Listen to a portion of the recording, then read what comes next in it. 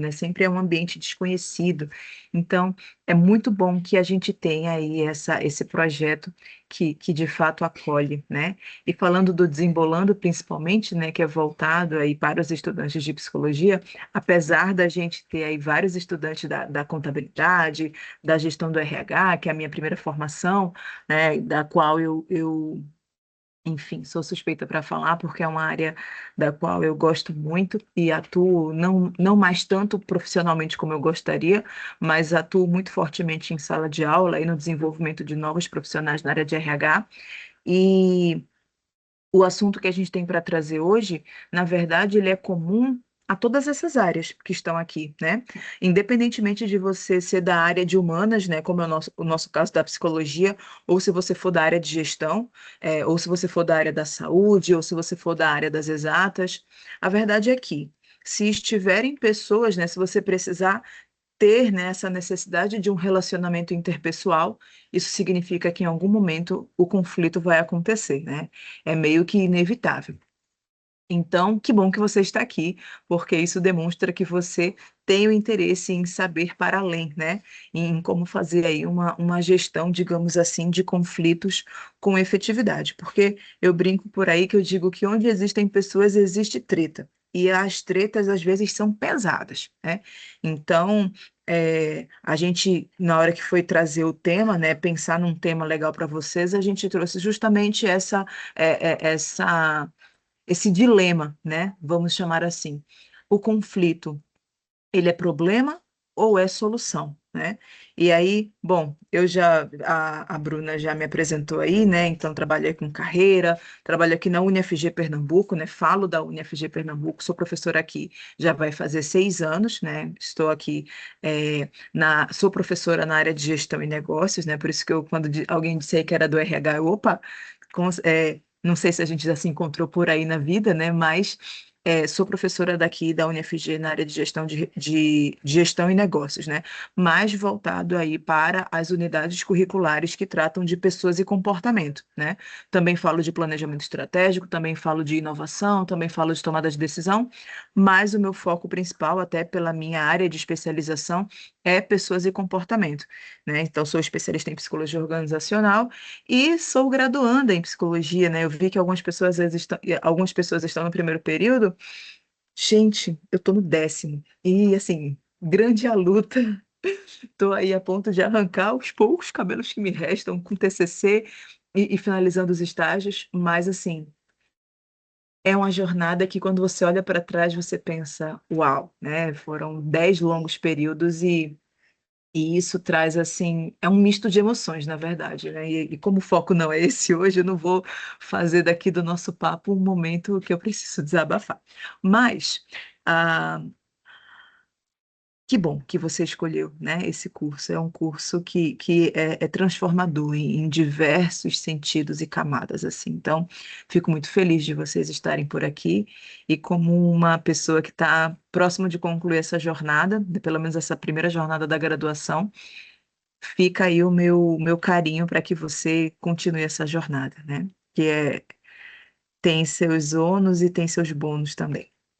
Bom, a gente perguntou no início aí, né, a temática, né, que chamou a atenção de vocês de alguma maneira para estar aqui, era se o conflito era problema ou solução. E eu já vou meio que responder essa pergunta para vocês, tá? Sem enrolação, sem mais delongas, eu vou dizer que ele pode ser problema e pode ser solução, né? Tudo vai depender da forma como ele será conduzido.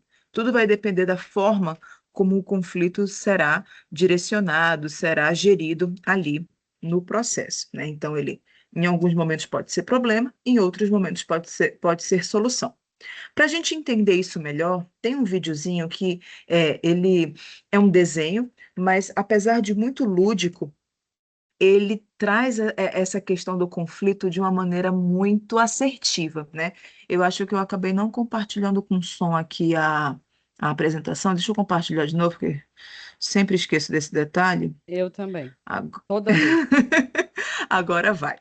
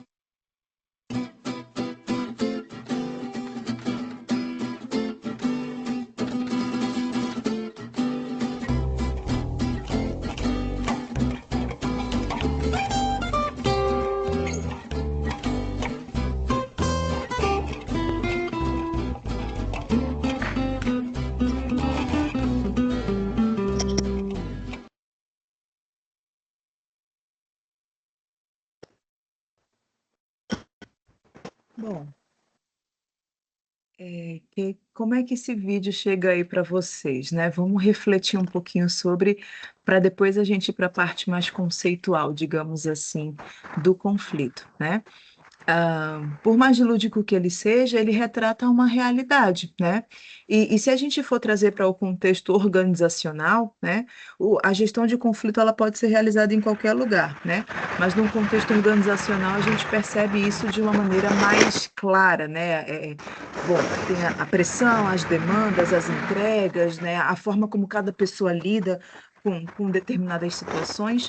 E aí, num primeiro momento, a gente encontra ali dois animais maiores, né, que que estão ali querendo passar pela ponte, né? E aí eles não entram num acordo, né? Eles não entram num consenso. E essa falta de consenso faz, inclusive, com que eles sejam ali um pouco agressivos um com o outro, né? Tem ali um contexto de agressividade, né? De ele fazer "Uau", né? E tudo mais lá, na linguagem deles. E aí chegam duas figurinhas ali, né, inusitadas para o processo, né, que são dois animais menorzinhos. E esses animais, né, menorzinhos tentam amigavelmente tentar passar ali também pelo espaço. Vejam, todos ali tinham o mesmo objetivo, que era atravessar a ponte, né? E aí, bom, eles foram, né, do mesmo jeito que os animais grandes estavam sendo hostis ali um com o outro, também os animais pequenos também receberam essa hostilidade. Não satisfeitos, porque afinal de contas eles tinham um objetivo, eles deram um jeito de se livrar daqueles animais grandes, né? Que claramente ali foi uma relação perde-perde. Os dois animais grandes perderam, porque nem passaram pela ponte, que era o objetivo inicial deles, e ainda por cima caíram da ponte, né? Inclusive, se você se lembrar, eles até se abraçaram, né? Tentaram ali se agarrar em alguma coisa. Nessa hora que deu tudo errado, eles tentaram se unir ali, né? E aí, ladeira abaixo, né? Caíram lá no rio. Quando os pequenininhos, eles tentam passar pela ponte, né, a ponte reduziu aí pela metade, né, porque foi só aquele tronquinho ali, eles ficaram no mesmo impasse dos animais grandes. Só que tem uma grande diferença entre os dois.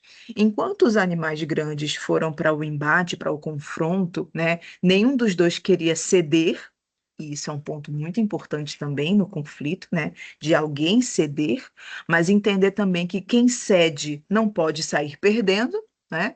Os animais pequenos, eles ficaram ali numa situação, um olhou para o outro e ambos devem ter pensado, se pensassem, né? E agora? Até que um deles abaixou.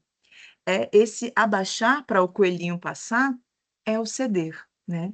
Ele percebeu que ele poderia tomar a iniciativa, um dos dois poderia ter tomado a iniciativa, né? Mas o que teve a proatividade de se abaixar para o outro passar foi ali, acho que é um esquilinho, né? Não é um guaxinim, não sei exatamente o nome dele, mas que permitiu que o coelhinho passasse. E aí, nesse caso, eles alcançaram, sim, seus objetivos, que era passar pela ponte. Então, vejam, é algo do lúdico, né? É um desenho, mas que ilustra muito o que acontece no nosso dia a dia, né? Diante dos conflitos, quer seja um conflito familiar, quer seja um conflito da empresa, quer seja um conflito, já que eu estou falando aqui com o pessoal que está aqui na universidade em algum trabalho em equipe, talvez a A3 esteja tirando o sossego de alguém aí que é muito responsável e tem alguém do grupo que está encostado, né, ou que não tem uma proatividade ali de fazer alguma coisa no trabalho e você se estressa. Eu sei disso porque eu também sou estudante e também lido com grupos que têm esse tipo de conflito, mas tudo vai depender da forma como você fazer essa gestão. Então, eu te convido no lugar de você ver que, por exemplo, um colega está ali no trabalho da A3 fazendo vários nadas e isso está te estressando e, inclusive, está prejudicando a própria equipe, né? Porque vamos combinar que é um saco isso, né? Impacta até na produtividade, no engajamento dos outros colegas. Então, é uma situação de conflito, você tem dois caminhos. Ou você encara, ou você deixa de lado. E aproveite isso, e é o convite que eu faço, torne isso uma oportunidade de você dialogar, uma oportunidade de você exercer liderança, uma oportunidade de você ter um diálogo aberto e sincero, dar um feedback, que é muito importante também num processo de solução de conflito. E aí, gente, bom, a sua parte você fez, né? Se ainda assim a pessoa também não quiser mudar, a gente também, né? E quem está aí na psi sabe como é que isso é muito claro para a gente, né? Existe um limite, né? Também não dá para a gente fazer pelo outro, né? Existe o que é nosso e existe o que é do outro. Então, a gente precisa pensar nisso também, mas também precisa ser dada a oportunidade, né? Então, são coisas aí que a gente precisa pensar. Bom, então, numa definição, conflito é choque de interesses, de valores ou necessidades, né? Um confronto ali, é um encontro de opiniões diferentes ou então de interesses diferentes. No caso da A3 que eu dei o exemplo para vocês, talvez uma parte da equipe está interessada e engajada no trabalho, talvez uma outra parte ou um colega em específico não está interessado. Então, há um choque, né, de um interesse e de um desinteresse. E como resolve isso, né? Quando o conflito é visto como um problema, ele vai gerar estresse, rupturas e, no caso das empresas, impacta na produtividade, né? Porque as pessoas elas não vão engajar, elas não vão sentir que estão entregando. Pior ainda, né? Elas perdem a motivação ao perceber a que a empresa não anda, que o babão do chefe é o que sempre ganha os méritos, né? Trazendo aí para um exemplo bem do nosso dia a dia. E isso vai impactar na produtividade. Então, se hoje as empresas fazem gestão de conflitos, não é porque elas são legais, é porque elas já entenderam que se elas não mediarem de maneira assertiva o conflito, elas vão perder em produtividade e, consequentemente, vão perder em resultado também, né? Então, é uma questão a ser levada em conta. Se a gente levar para o contexto familiar, por exemplo, vamos supor que seja aí uma questão até de conciliação familiar, né? Quando a gente, inclusive, aprende solução de conflito aqui na faculdade, a gente vai muito para esse lado, né, da conciliação, né, e da comunicação não violenta, que é algo que a gente vai dialogar hoje também nesse bate-papo. Mas imagina que estejam ali um pai e uma mãe, ou enfim, ou dois pais ou duas mães, vai depender da configuração familiar em que a pauta, né, a discussão, o choque de interesse é uma criança, né? Então, sofre os pais ou as mães, sofre a criança, é um processo muito complexo, né? E aí a gente vai também, né, vai gerar estresse, vai perder ali talvez vínculos, né? Talvez você tenha ali uma uma perda também na questão do afeto, né, ou até mesmo de traumas que podem acontecer ali. Vários são os cenários, né? Vários são os cenários. E aí vai caber também a um mediador, né, entrar ali como uma terceira pessoa que vai ter algumas características que a gente vai falar já já e que vai ali tentar eh, auxiliar aquela família ali a trazer pelo menos acordos, né, para que as partes não se sintam tão prejudicadas e que, bom, se a gente está falando aí de uma criança, né, que se é uma situação de uma criança, por exemplo, que está em jogo, é necessário também que haja esse acordo, né, que haja algo tudo pensando em prol daquela criança, em que, enfim, que é um ser humano que ainda está em formação e tal. Isso é quando o conflito é problema. Agora, quando o conflito é solução, ele promove crescimento, inovação e fortalecimento das relações. Agora, tem um ponto importante aqui. O conflito ele vai ser problema se ele for ignorado, se ele for negligenciado, se o, por exemplo, trazendo para o contexto das empresas, se o gestor passar pano para um dos lados, né? Se o gestor não fizer nada. Certo dia desses eu estava falando sobre isso em sala de aula e uma aluna relatou, ah, professor, o meu chefe, ele é gente, eu vou usar a expressão que ela usou, tá? Ela disse, meu professor, ou meu professor, meu gestor é um banana, ele não fez nada. Viu lá eu no cacete com a menina, não fez nada e ficou por isso mesmo. Depois eu que acabei me resolvendo com ela, né? Então, péssimo gestor, né? Mas enfim, pula essa parte. Se o conflito ele for negligenciado, se ele for deixado de lado, se o gestor fingir que não é com ele, vai ser um problema. Agora, porque ela disse que quase foi em cima da pessoa lá, né? Que, enfim, na empresa. Imagina o caos. Agora, se há uma gestão, se quem está ali mediando o conflito, ou melhor, quem está ali liderando aquelas pessoas, é, perceber que está acontecendo uma divergência e proporcionar ali uma conversa, um diálogo, uma tentativa de acordo, escutar os lados com imparcialidade, ter empatia, aí realmente o conflito vai ser solução. Ele vai trazer crescimento, ele vai fazer com que as pessoas pensem diferente. Porque, veja, se a gente está falando aí de divergência ou de choque de interesses, valores, necessidades, ideias, as pessoas vão também ter a capacidade de inovar, se bem administrado, né? Então, de repente, o meu colega está ali com uma opinião completamente diferente da minha, mas a gente busca um pouquinho da ideia dele com um pouquinho da minha ideia, e chega uma terceira pessoa e dá uma ali uma incrementada naquela ideia, inovamos e ganhamos, né? E nos fortalecemos, né?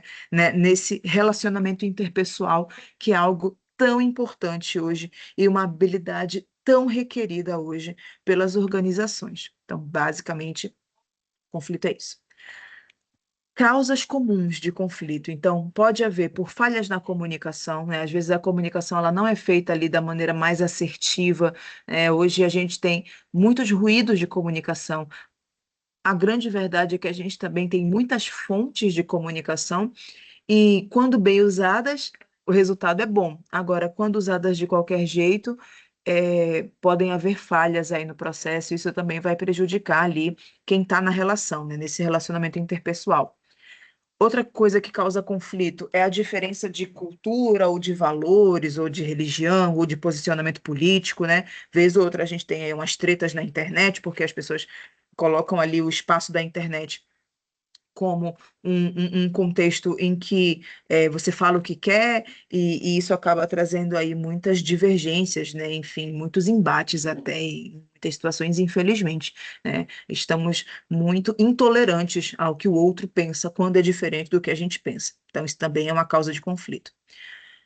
Competição por recursos, né? Então, ali você, de repente, vamos pôr dentro de um contexto de empresa, né? Você precisa de um orçamento para determinado projeto, né? E aí você vê que uma área A tem um orçamento maior que uma área B. Isso também pode gerar um conflito aí. E a falta também de alinhamento de expectativas, né? Isso também vai ser algo que vai proporcionar aí a um conflito, né? Se as expectativas de determinadas pessoas estão diferentes ali do que da realidade. E vamos combinar que um negócio difícil é isso de você lidar com a expectativa do outro, né? É muito importante que haja clareza nas informações, na comunicação, justamente para que as expectativas não sejam erradas, né? Porque expectativa é um negócio complicado. Bom, então conflitos como problemas, alguns exemplos aí, né? Brigas pessoais no trabalho, né? Como já até adiantei aqui, a polarização em discussões políticas, e aí consequências disso, estresse, desconfiança, paralisia, né? Ali uma... Sabe o que o pessoal brinca hoje em dia que fala de uma torta de climão? É tipo isso, né? Ou então fica aquele diz que me disse, ou então fica fica um ambiente organizacional completamente hostil, né? Das pessoas desconfiadas umas das outras, né? Então não é legal, né? As empresas não veem isso bem, inclusive, né? Um dado aí importante, né? 85% dos colaboradores relatam que conflitos mal resolvidos impactam na sua produtividade. Então, já mencionamos aqui desse impacto na produtividade e uma pesquisa foi feita e foi chegado a esse número altíssimo, né? Então, o conflito ele precisa ser resolvido, porque quando mal resolvido, ele vai impactar na produtividade, impactou na produtividade, vai impactar nos resultados. Não tem para onde fugir, né? Não tem para onde escapar. E hoje, gestoras e gestores estão atentos a isso, né? O pessoal da psicologia também precisa estar atento a isso, principalmente se estiver num contexto organizacional. Se quiser passar longe do organizacional, né, Bruna, que a gente tem uma galera aí da psique, tem uma galera que ama a organizacional, tem uma galera que odeia, eu sou bem consciente disso. Mas eu sempre provoco os alunos no seguinte sentido, né? Bom, se você quer clínica, e tá tudo bem, né, eu também quero clínica, apesar da minha expertise hoje ser na área organizacional, provavelmente teu paciente ou cliente ele vai trazer alguma demanda do trabalho, né? E aí, se você ignorar aí as UCs de aspectos humanos, de trabalho, carreira e gestão, né, e outras aí do estágio intervenções organizacionais, cara, se você ignorar isso, como é que você vai lidar com a demanda do trabalho do teu paciente ou cliente? Então, pensa com mais carinho aí na psi organizacional. Obrigada aí pelo espaço para Ô, para eu Mari, promover aí a minha área. Oi, eu Bruna. acho que o organizacional não tem meio termo. Ou você ama, ou você detesta e não vai. Não tem meio termo. Acho que quem trabalha nessa área envolve muito esse amor e ódio. Não que não aconteça os dois no caso simultâneo, muitas vezes acontece, não é mesmo? Mas a gente vai levando. Uma coisa que eu só queria falar aqui, Mari, pedindo sua licença. Essa questão do conflito, mesmo que você não esteja na posição de solucionar, você pode estar na posição de passar por ele, né? Sim, Então, eu acho que todas essas falas são muito importantes para a gente também refletir no nosso comportamento, na organização que a gente está, por pior que ela seja.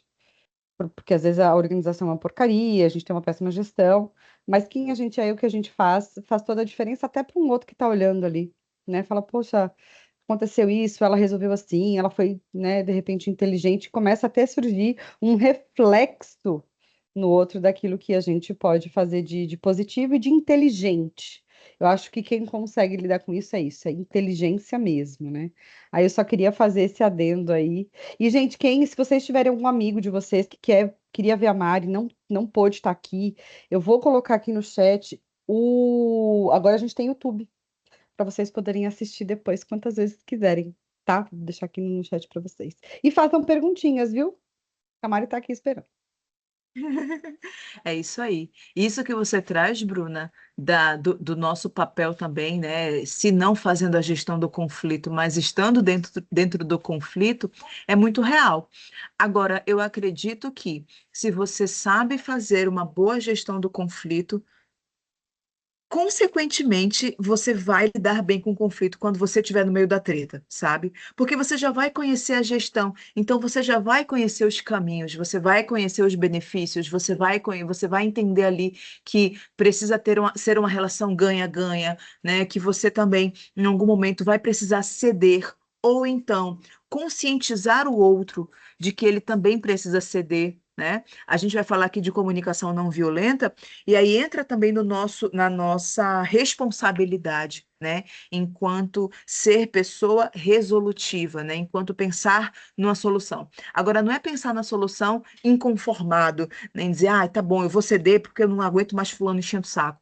Não é nesse sentido. É no sentido realmente de você crescer, de você se desenvolver, enfim, dos benefícios ali do conflito como solução realmente é, terem essa assertividade que a gente está falando tanto aqui. Então, como benefícios, a identificação dos gaps, né, ou lacunas ali em determinados processos, a criatividade a partir de diversas perspectivas e o fortalecimento da confiança, né, a pessoas que após um conflito elas se entendem, né, elas se resolvem, elas tendem a ser mais fortalecidas, né, pelo outro e principalmente por si mesmas, né? Você se sente mais forte para se de repente acontecer isso num outro momento, você já vai ter vivenciado uma situação parecida, então isso já vai te ser mais familiar. E isso vai fazer com que você pense diferente, que você amadureça, que você evolua. Então, isso também vai ser muito importante. Bom, e aí entra na questão, né, do mediador de conflitos. E aí, como a Bruna falou, a gente vai trazer aqui tanto a questão do mediador, né, do papel de quem está ali no meio disso, digamos assim, né, que tem algumas características que são importantes, e a gente também vai falar de uma comunicação não violenta, que é quando a gente está dentro do conflito, né, quando a gente não está mediando, mas que a gente de alguma maneira está inserido nesse conflito e de como é que a gente pode pensar em soluções, né, pensar em coisas mais resolutivas e mais assertivas. Bom, principalmente aí para a galera da psi, vez ou outra, a gente vai ter esse papel, né, de uma intervenção, né, eu acredito até que a nossa formação, ela nos ensina muito disso, de uma resiliência, de uma escuta ativa, que são habilidades aí muito importantes para um mediador. Então, você precisa ser resiliente ali, né, apesar de você ver que o acordo não está chegando, mas você precisa acreditar que o acordo vai chegar em algum momento. Você precisa intervir para que esse acordo chegue em algum momento. É importante que você tenha uma escuta ativa, que você seja um bom ouvinte, né? Então, enquanto as partes ali estão falando, dê sempre 10% da sua atenção para aquele momento, né? Entenda o outro, né? E aí já entra para uma outra habilidade que é a empatia, né? Nossa, que palavra em alta, né?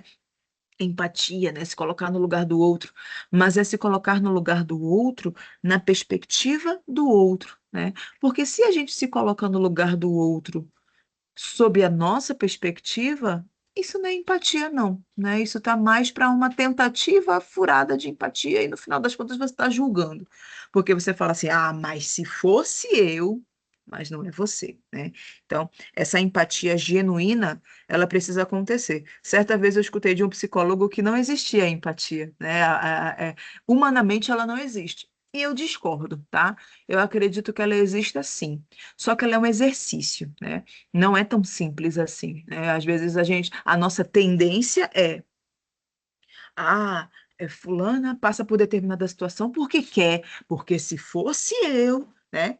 E não é assim, cara. Você não sabe a realidade da fulana, você não sabe o que que ela está vivenciando para ela se submeter a determinadas situações, né? Talvez isso nunca tenha sido a sua realidade. Então não olhe para o outro com a sua lupa, né? Olhe para o outro, tente olhar, né? Faça esse esforço de olhar para o outro com a lupa do outro, entendendo a situação. Isso não é passar pano, isso é compreender, que é uma coisa que, né, a gente precisa também é uma das nossas habilidades, né? Então, dê uma escuta ali, né? Com empatia, entendendo os dois lados, levantando ali os pontos relevantes de cada lado, até para você trazer de volta, né, numa tentativa ali de acordo, seja imparcial, né? E às vezes, gente, quando no conflito tem algum amigo da gente ou algum familiar da gente envolvido, é tão difícil ser imparcial. Porque se você for parcial, você só vai, aspas, agradar um dos lados. o outro lado vai ficar muito insatisfeito. E o conflito, para ele ser bem conduzido, né, para ele chegar a um resultado positivo, ele precisa ser ganha-ganha, né? A negociação precisa acontecer de uma forma que ambos saiam ganhando. Lembra dos animais pequenininhos da ponte?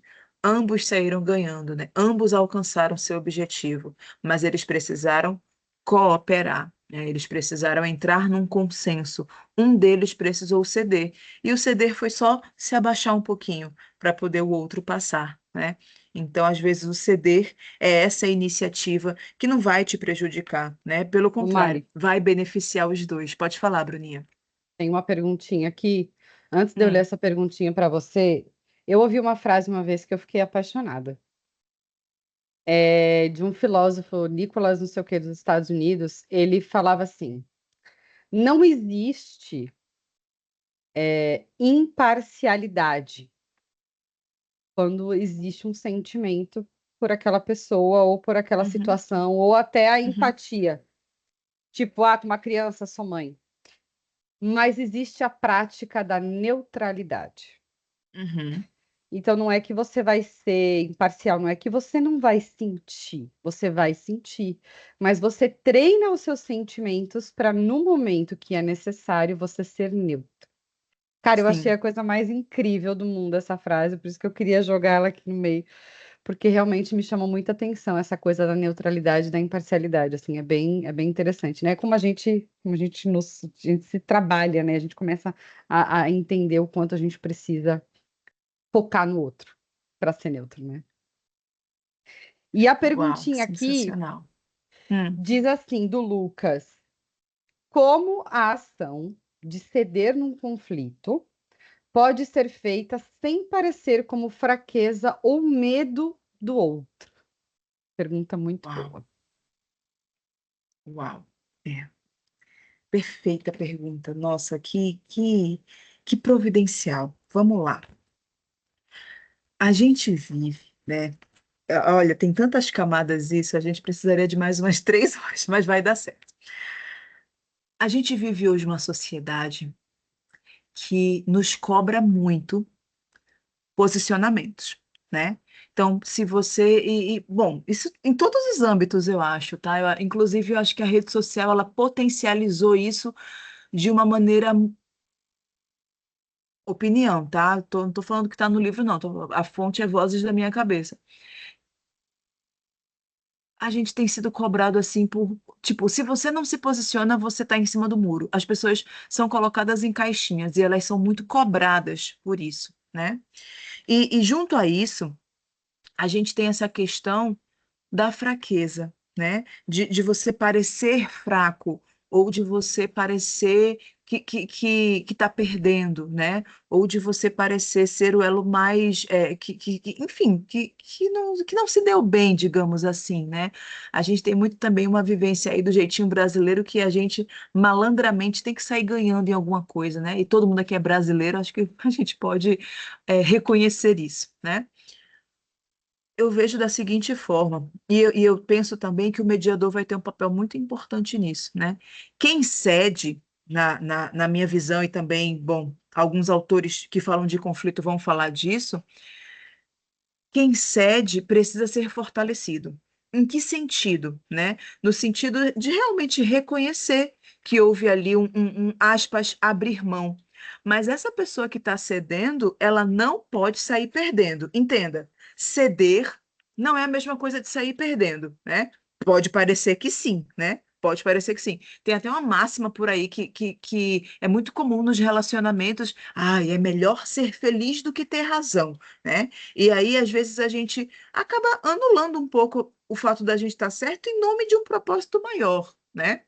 Se esse propósito maior está te fazendo bem, massa, né? Você está se fortalecendo pelo que você está cedendo.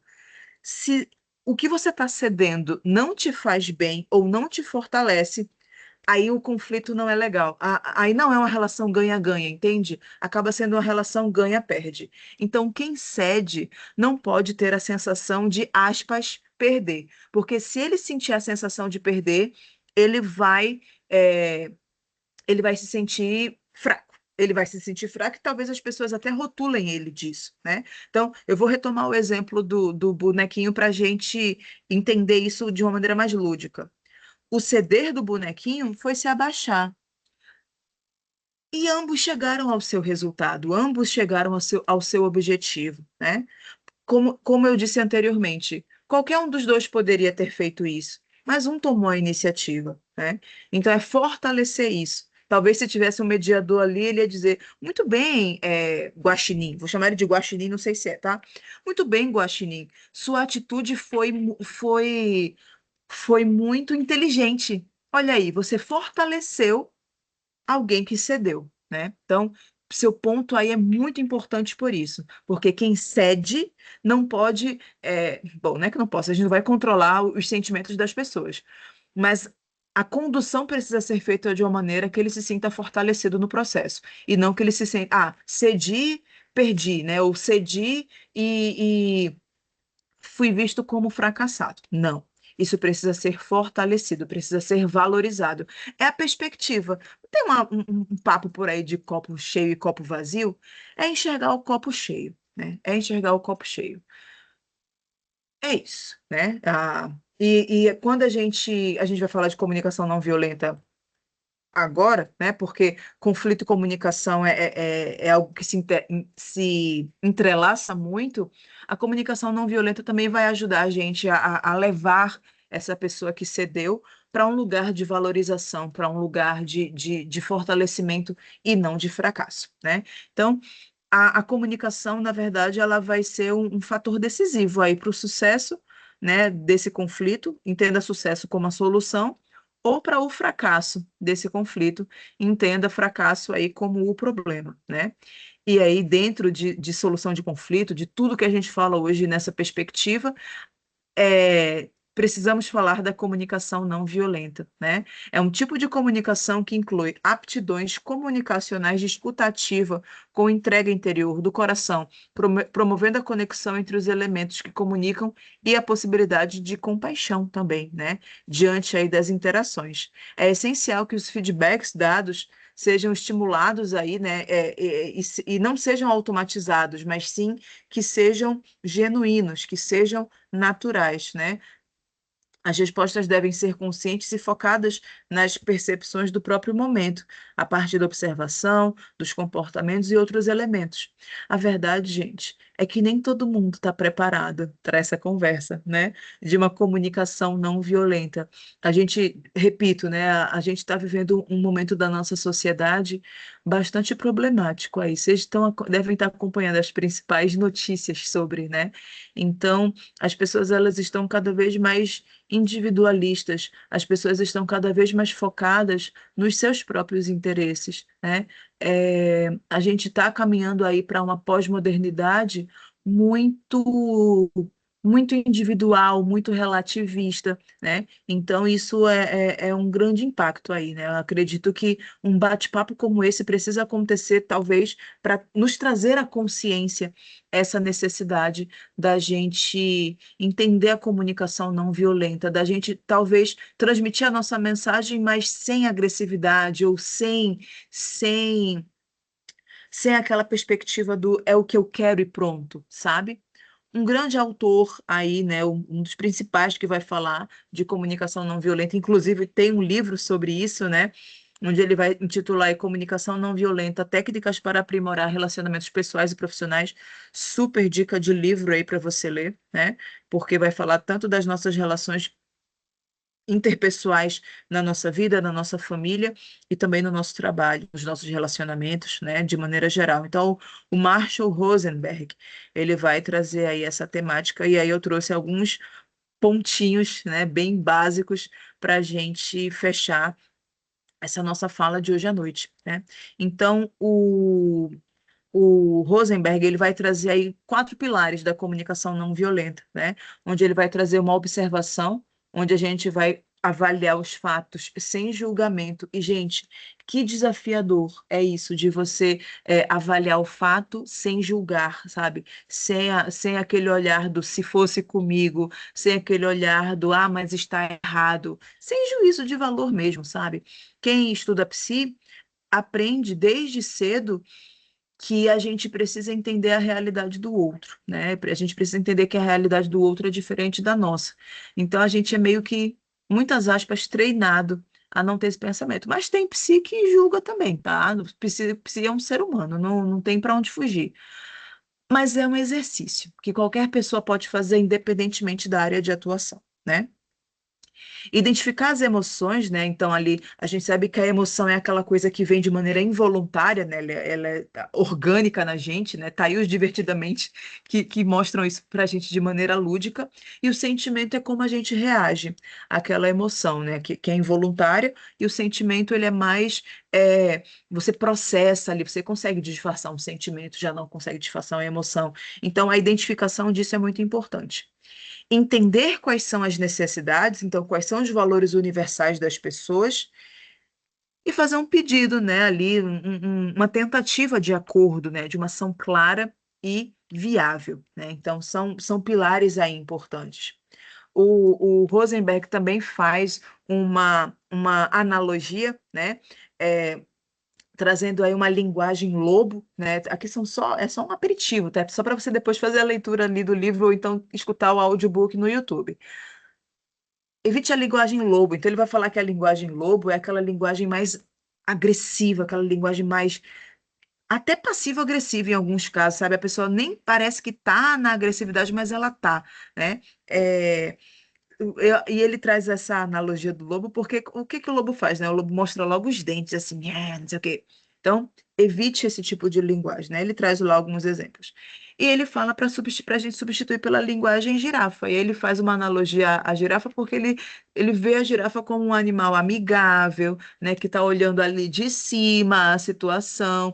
Então, ele convida você a sair um pouco, né, da situação e olhar a situação do alto, digamos assim, né? Que é o que a girafa faz, né? Olhando lá de cima por conta do seu pescoço. Então, essa linguagem girafa é uma linguagem que muito mais observa do que é mais pro ataque, sabe? Que seria o que um lobo faria nessa analogia. Então, ele diz que essa comunicação desarma os conflitos, né? Quando você sai da comunicação ou da linguagem lobo e vai para uma linguagem girafa. Rosenberg também lista necessidades comuns, né? Como a autonomia, a comunicação, o respeito, a segurança. Tá aí a pirâmide de Maslow, né? Que traz para a gente também essas nossas necessidades básicas e tudo mais. Então, ele meio que faz uma analogia ali. Ele traz alguns pontos da pirâmide de Maslow, como a autonomia, o respeito, a segurança, como necessidades básicas. O conflito surge quando necessidades não são atendidas, como nós falamos lá no início do nosso encontro. E a comunicação não violenta ajuda a identificar essas necessidades sem culpa. É por isso que o psi vai ter aí um papel importante nesse contexto, né? Quando a gente traz, né, a questão da comunicação não violenta no contexto do conflito, a gente reduz a reatividade emocional, né, tenta trabalhar a emoção do outro, né, ali na identificação dos sentimentos, que é o segundo pilar ali, de acordo com Rosenberg, promove a empatia mútua, né? Então, a empatia ela faz parte ali da dinâmica de uma comunicação não violenta, porque, ora, se a empatia é a habilidade de você se colocar no lugar do outro, na perspectiva do outro, ora, você não vai querer ser maltratado. Se você não vai querer ser maltratado, você não vai maltratar, né? Então, é por isso que ele fala dessa promoção de empatia mútua. E é um facilitador também de acordos sustentáveis, né? Ou seja, de ter ali um ganha-ganha, né? De todo mundo sair satisfeito, digamos assim, da situação. Por mais que lá atrás a opinião, a necessidade, perdão, o desejo não seja necessariamente o que a pessoa quer, mas ela pode ser, nesse processo, convencida de que o outro caminho pode ser melhor, né? Então, por isso que é importante atender essa necessidade e falar de uma forma assertiva. E aí, esse exemplo aí, ela explica, né, a linguagem lobo da linguagem girafa. Então, se a gente for falar uma frase violenta, por exemplo, seria: Você nunca me escuta. Quando a gente fala esse você nunca me escuta, o que vocês conseguem enxergar aí? Porque eu enxergo acusação, né? Você nunca me escuta, né? Eu enxergo uma pessoa se colocando no lugar de vítima, né? Eu não sou escutada, né? Por sua causa. Então, percebam que há uma acusação, né? Há um julgamento, né? Você nunca me escuta. Então, para Rosenberg, isso é considerado uma comunicação ou uma frase ou uma linguagem violenta. Já a comunicação não violenta consegue formular essa frase dizendo: quando interrompemos a reunião, sinto frustração porque preciso de colaboração. Podemos definir um tempo para cada um falar? Muda completamente, né? Sai do lugar da acusação, você consegue demonstrar os seus sentimentos, né? Não necessariamente de uma culpa, mas da forma como você está processando as emoções a partir daquela situação, e você também fala das suas necessidades e faz um pedido. Então, dentro dessa frase, a gente consegue enxergar claramente os 4 pilares da comunicação não violenta, de acordo com Rosenberg, né? Então, e aí ele chama para essa linguagem ou para essa comunicação de comunicação girafa, né? Quando você consegue olhar a situação com outro olhar, né? Quando você consegue realmente encaixar os pilares ali da comunicação não violenta numa frase. Isso vai para todos os âmbitos, tá? Para os relacionamentos, para o seu trabalho, para a sua família, para os seus colegas de turma e da faculdade. Então, reformule algumas frases que você traz, até mesmo no seu namoro, no seu casamento, tá? Fica a dica aí, vai ser muito bom. Bom, e qual é o papel do psicólogo nessa perspectiva, né? Ele vai atuar como um facilitador do processo, do diálogo, da promoção e da compreensão mútua e ajudar as partes a encontrarem soluções colaborativas, onde todos saiam ganhando. Nós da psicologia, e aí eu vou, nesse momento, falar particularmente para o papel do psicólogo, mas se você é gestor, troque o nome de psicólogo por gestor, se você é da área das exatas, mas vai ser um líder, né? Porque hoje é muito comum, né? Você pode exercer liderança em diversas áreas, coloque aí o seu papel, né? Se coloque nesse lugar. A sua atuação vai além da simples intervenção técnica, envolve habilidades emocionais, envolve ética e envolve métodos, né? E o intuito dessa noite foi trazer um pouco para vocês desse conhecimento. Para vocês terem ideia, né? A gente tem uma UC completa sobre solução de conflito, onde a gente debate muito essas pautas, né? Onde a gente, inclusive, traz aí pautas de justiça restaurativa e tudo mais, que é um outro âmbito também aí da resolução de conflitos, né? Então, Mari, muito obrigada aí, né? Queria antes de agradecer a você vocês pelo terminar, tempo, pela disponibilidade. Minhas redes sociais aí estão à disposição de vocês e estou aqui disponível, né, nesses últimos minutos que temos para dúvidas, para papos, para o que vocês quiserem. top. Gente, já aí, ó, todo mundo mandando palminha, coraçãozinho. Manda que professora ama esses coraçãozinhos quando vocês adoram, assim, bota os coraçãozinhos aí, que é o que dá força para a gente voltar sempre aqui, né? Tem uma pergunta muito interessante aqui que achei incrível. Antes eu queria agradecer de novo. Você é sempre incrível, né, Mari? Sempre trazendo coisas muito positivas. E eu costumo dizer que o que falta no ser humano é humanidade, né? É um mundo hoje realmente muito egocêntrico, por diversas questões que se a gente for aí, aí tem 350 mil camadas, né? Mas se a gente parar por um minuto e entender que você escutar o outro não é fraqueza, você racionalizar, entender e falar assim, não tem por que eu ficar debatendo isso, faz sentido e passar para frente.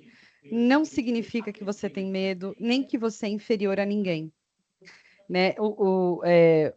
Uma das coisas mais lindas que a gente enxerga hoje em dia é quando você vê uma pessoa conseguindo ser inteligente sem precisar agredir ninguém. Então, eu acho que o que falta na gente é a humanização mesmo, sabe? Lembrar o que a gente é de fato. O quanto dói certas coisas, o quanto tudo bem a gente ser gentil, a gente ser legal, né? Pergunta: numa terapia de casal, o papel do psi é ser esse intermediador? E aí? Olha, que pergunta ansiosa, maravilhosa. Vê só. Terapia de casal, né? Inclusive, eu tenho amigos assim que já têm essa predisposição e esse interesse, né, para cuidar de casal. Eu, particularmente, não me vejo nesse lugar. Eu acho que é treta demais para o meu gosto. Mas eu vejo duas questões aí, tá? Claro que primeiro vai depender da abordagem desse psicólogo, né? Cada abordagem vai ter um direcionamento ali específico, né? É claro que para casal tem muita uma perspectiva ali de um propósito, né? De um objetivo de duas pessoas estarem juntas, né? E do porquê elas estão juntas.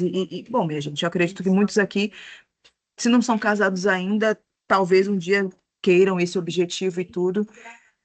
Casamento não é para amadores, né? Isso é um fato. Então, o psicólogo, né, ao lidar ali simultaneamente com duas pessoas, veja, ele está lidando com duas emoções distintas, né? Duas emoções que muito provavelmente, se ambos estão ali, é por conta de um conflito, que já deve ter até se transformado num confronto, porque não conseguiram resolver entre si e precisaram dessa intermediação, dessa intervenção, digamos assim. Então, sim, o psicólogo ele vai ser um facilitador do processo, mesmo que seja para que eles se escutem, porque a terapia tem esse poder, né? A terapia tem esse poder de você pensar, você verbalizar o que você está pensando e você escutar o que você está falando, né? Essa tríade da terapia, ela é transformadora, né? E, bom, o profissional, nesse sentido, ele vai ter que ter um manejo muito assertivo para poder aquilo ali se encaixar, né? Para aquilo ali se alinhar. Quando há uma terapia individual, o psicólogo ele escuta um lado da história, né? Numa terapia de casal, ele tem a perspectiva de enxergar duas perspectivas diferentes, de duas pessoas diferentes que têm o objetivo de ficar juntas, né? Se não se matarem antes disso, que a gente não é o que a gente quer.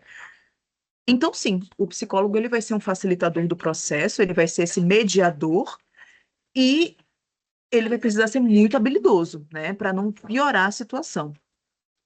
E, claro, o manejo dele vai depender da abordagem que ele for, né? Se ele for uma abordagem mais humanista, ele vai para um lado. Se ele for uma abordagem mais comportamental, ele vai para outro lado, né? E aí ele vai traçar ali as estratégias mais em coletivo. O mais importante de um casal, que foi o exemplo que foi dado aqui, é que há um objetivo comum de ficar juntos, né? Às vezes é pelo próprio sentimento que existe ali entre aquelas pessoas, ou porque construíram uma família, ou porque não querem dividir os bens, enfim, cada um vai ter uma realidade. E cabe ao psicólogo ser esse mediador, sim, né? Um facilitador do processo aí, para que esse conflito ele é inevitável, né? Conflitos são inevitáveis, onde existem pessoas, existem conflitos, mas que ele consiga conduzir isso de uma maneira mais assertiva. É isso mesmo. E lembrar que o conflito só é solucionado quando todo mundo quer que seja, né? Porque muitas vezes as pessoas não querem. E é isso, né? Se cada um ouvir, se cada um ceder um pouco, é provável que se resolva, com certeza. Exatamente. E tudo está voltado para ouvir. Preciso concordar com o que a pessoa está falando? Preciso achar a coisa mais linda do mundo que a pessoa está falando? Eu só preciso ouvir e falar assim: bom, esse é o ponto de vista dela. Tudo bem, é um direito dessa pessoa. Então vamos deixar para lá, no sentido de entendi, não concordo, mas isso vai ser positivo para mim por conta disso, disso, disso. Então é melhor que nós todos sigamos em frente. Isso não é deixar para lá. Teve até uma perguntinha sobre isso.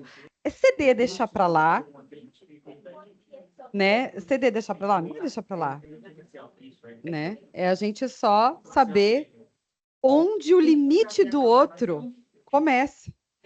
Exatamente. Que não adianta, Exatamente. vamos supor, gente, se a Mari, ela é católica, tá? Eu sou espírita. E aí eu quero que a Mari entenda que a minha religião funciona por causa disso, disso, disso, e porque eu acho que eu acredito em reencarnação e nananana, e a Mari não acredita.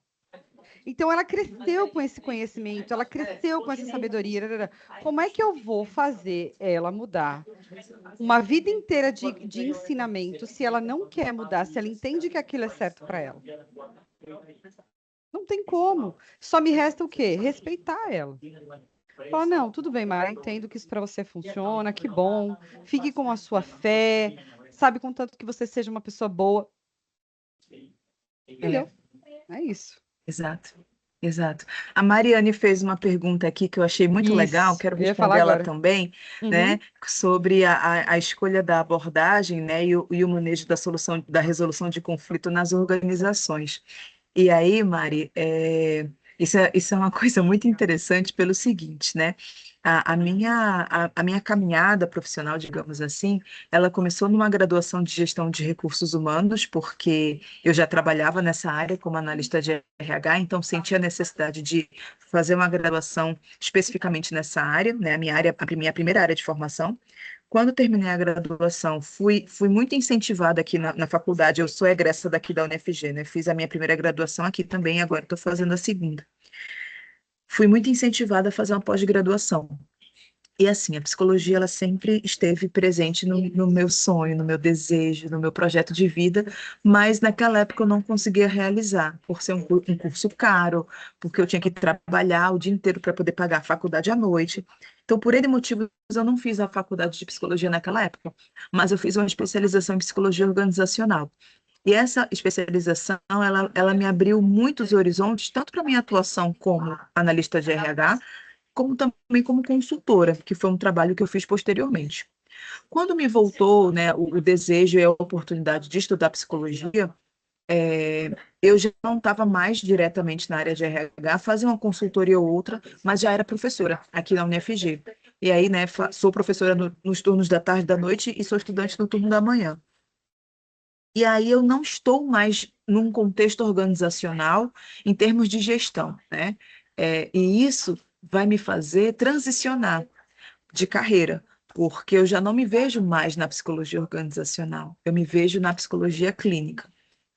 A psicologia organizacional é uma formação que eu tenho, é um amor que eu tenho, porque é como a Bruna falou, você ama ou você odeia, é um fato, né? O meu apelo é que as pessoas pensem, as que odeiam, pensem com mais carinho nela, entendam que ela tem o seu papel, tanto na nossa atuação como também para o que é trazido para a gente na clínica.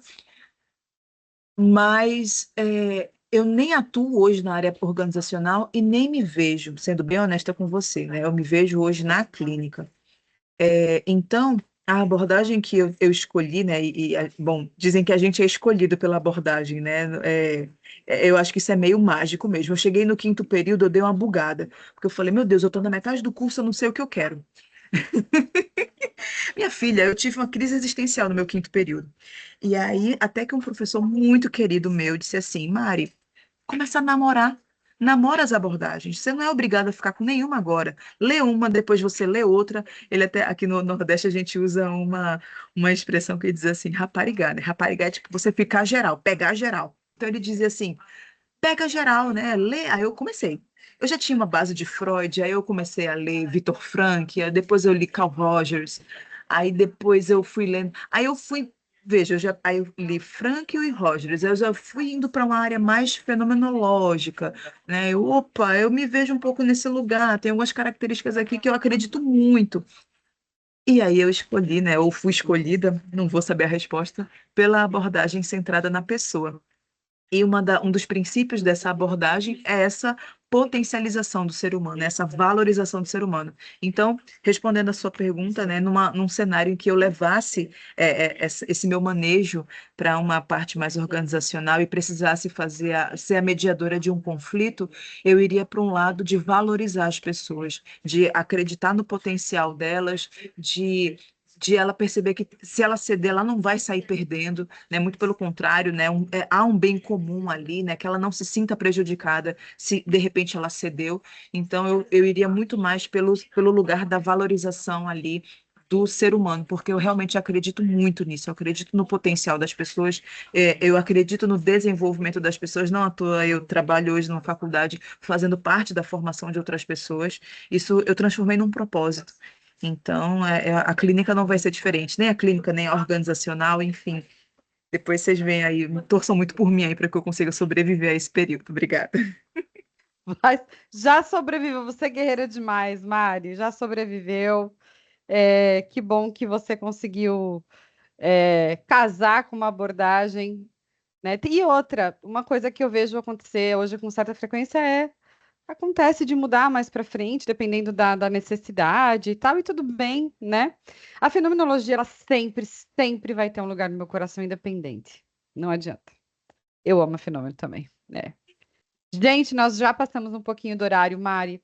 Muito obrigada, muito, muito, muito obrigada. Vai estar no evento amanhã? Vai Vou. estar, não vai? Na quinta, amanhã à noite? Amanhã ou é na quinta? Ô, 22, quinta. vai estar, Vou né? estar Pronto, sim. eu vou estar na coordenação da monitoria. A gente se vê lá. A gente se vê. Obrigada mais uma vez por tudo. Gente, obrigada por vocês estarem aqui com a gente sempre.